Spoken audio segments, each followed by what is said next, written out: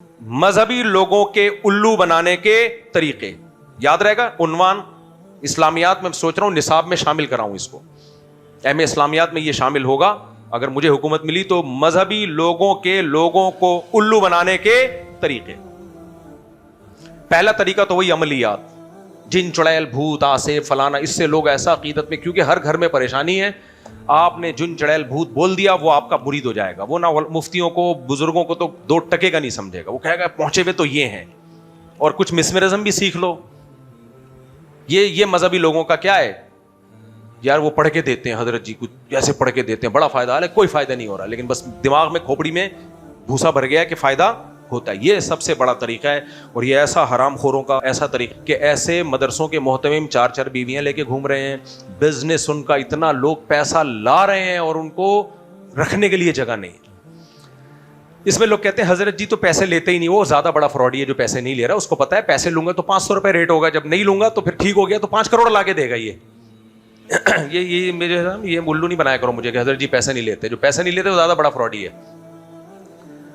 اور یہ بھی مت بولا کرو عامل تبلیغی ہے, بھائی رائے کا مقیم ہی کیوں نہ ہو, جامع رشید کا شیخ الحدیث ہی کیوں نہ ہو, ختم. یہ نہیں ہوتا.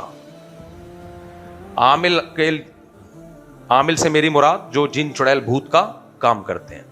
بس یہ کہہ دیا کافی ہے. اتنا ہم نے بڑے بڑے دیکھے ہیں, تبھی تو میں کہتا ہوں ہے تو لاؤ نا, ہمارے سامنے بھی لاؤ نا, کچھ کرے نا یار, کچھ ہمیں بھی کہیں سے بیٹھ کے آن لائن کی ضرورت ہی نہیں ہے. بالمشافہ جادو کرے, بالمشافہ میرے اوپر یہاں آئے بیٹھے جادو کرے میرے اوپر بیٹھ کے. یہ تمہیں بیوقوف بنانے کے لیے اللہ نے پیدا کیے ہیں, جو تم جیسے معاذ اللہ, بہت معذرت کے ساتھ, کیونکہ مجھے پتا ہے پھر تم بیوقوف بنو گے جا کے ان لوگوں سے. چھوڑ دو یہ زائچے وائچے اور یہ فلیتے پلیتے اور فلانے ملک سے جادو ہو رہا ہے, اور یہ چھوڑ دو ٹوپی ڈرامے. دوسرا مذہبی لوگوں کا بیوقوف بنانے کا, بولو غصہ آ رہا ہے, ڈانٹوں گا, مذاق نہیں, رونا دھونا. 27ویں رات میں لاج بجھا کے روئیں گے, میں نہیں کہہ رہا جو دعاؤں میں رو رہا ہے وہ فراڈی ہے. اپنے بلا وجہ بے گناہ امام کو برا نہ سمجھنا شروع کر دو.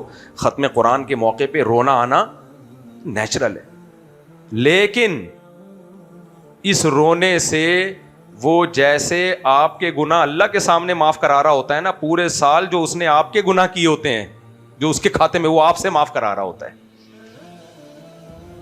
بھرم ڈال کے کہ میں اتنا نیک ہوں, ایسا روتا ہوں, میں غلط نہیں ہو سکتا. مجھ سے اس پنکھے کا حساب کیوں لے رہے ہو کہ یہ پیسے کہاں گئے؟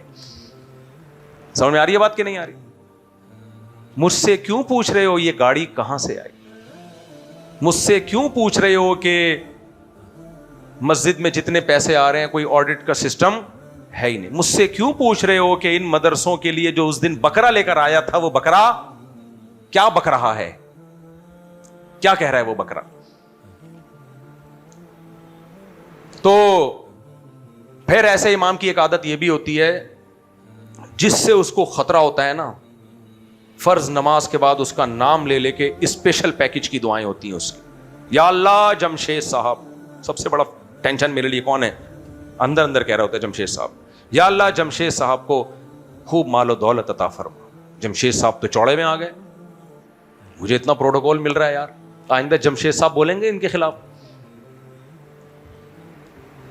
دیکھو عقیدت کی چادر ہٹا دو. ہمارے مولانا راشد تھانوی رحمہ اللہ نے ایک بات لکھی ہے, عقیدت کے بجائے نا محبت کرنا سیکھو.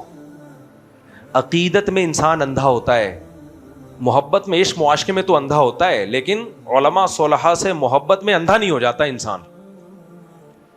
عقیدت کا مطلب ہے حضرت جی ہیں بس پہنچ گئے, اب کہیں بھی کوئی بھی کسی بھی ٹائم پہ کہیں بھی پہنچ سکتا ہے. کیا خیال ہے بھائی؟ اب پہنچے ہوئے آدمی سے کون حساب لے گا؟ ایک بات تو یہ. دوسرا, کسی کے رونے دھونے سے کبھی متاثر نہ ہو. یہ بڑا مسئلہ ہے ہماری قوم کے ساتھ. جو رو کے دکھڑے سنا رہا ہے اور یوں یوں یوں یوں بنا ہوا ہے, لوگ اس کو مظلوم سمجھتے ہیں اور طاقتور کو ہمیشہ ظالم سمجھتے ہیں. نہ میرے بھائی, ہو سکتا ہے جو طاقتور نظر آ رہا ہے وہ کمزور ہو, اور جو نظر آ رہا ہے کمزور وہ طاقتور ہو. اس کمبخت نے گیٹ اپ اپنا یتیموں مسکینوں والا بنایا ہوا ہو. بعض لوگ یہ بھی کر رہے ہوتے ہیں. بعض محتمم کے پاس کروڑوں روپے ہوتے ہیں, گیٹ اپ ایسا کہ ناڑا لٹک رہا ہے نیچے, لوگ کہیں حضرت جی کو تو ناڑا پہننے کی تمیز نہیں ہے, شلوار باندھنے کی تمیز. بھائی صاحب جا کے تحقیق تو کرو, اس نے کیا بنا لیا گاؤں میں اپنے دیہاتوں میں؟ بلڈنگیں بنا لی ہیں اس نے, پورے پورے محل کھڑے کر دیے ہیں. دیکھو پیسہ دو طرح سے نکلتا ہے, یا تو بدماشی سے یا منہ سے. منہ غریبوں والا زکات والا بنا لو. تم خدا کے بندے, تمہارے پاس پیسہ ہے, تم اچھی شکل بنا کے گھومو, لیکن یہ شو کر رہے ہیں کہ جی میں تو غریب, کچھ ہے ہی نہیں. اس سے لوگ کیا ہوتے ہیں بولو؟ متاثر. لوگ اس سے متاثر ہوتے ہیں کہ یار بیچارے کا بھائی گیٹ اپ سے کبھی متاثر مت ہو. یوسف علیہ السلام کے بھائی اپنے سگے بھائی کو کنویں میں ڈال کے آئے تھے اور باپ کے سامنے آ کے رو رہے تھے ہمارے بھائی کو بھیڑیے نے کھا لیا ہے. دو آدمی روتے ہیں. فراڈیوں کی دو علامتیں ہوتی ہیں, یا تو بدماشی کرے گا وہ, لیکن اگر بدماشی کی طاقت نہیں ہے تو مظلوم بن کے لوگوں سے پیسہ حاصل کرے گا. تو میرے بھائی جو وقف کی چیزیں ہوتی ہیں, مسجد ہے, مدرسہ ہے, ہم تو حکومت کو بولیں کرپٹ ہے, ہمارے تو کیا, لیکن آپ کی مسجد میں کرپشن ہو رہی ہے, آپ کے پڑوس میں مدرسے میں کرپشن ہو رہی ہے, آپ کی ذمہ داری ہے, انتظامیہ کی ذمہ داری ہے جا کے دیکھے پوچھے بھائی کیا ہے یہ. اور پھر وہ مولانا یہ نہیں کہہ سکتے کہ میں تم کون ہوتے ہو مجھ سے پوچھنے والا, نہیں, آپ کو جواب دینا پڑے گا. ہم ہوتے ہیں پوچھنے والے, جواب دو آپ, ورنہ اپنی عزت خود ہمارے ہاتھوں خراب کر رہے ہو.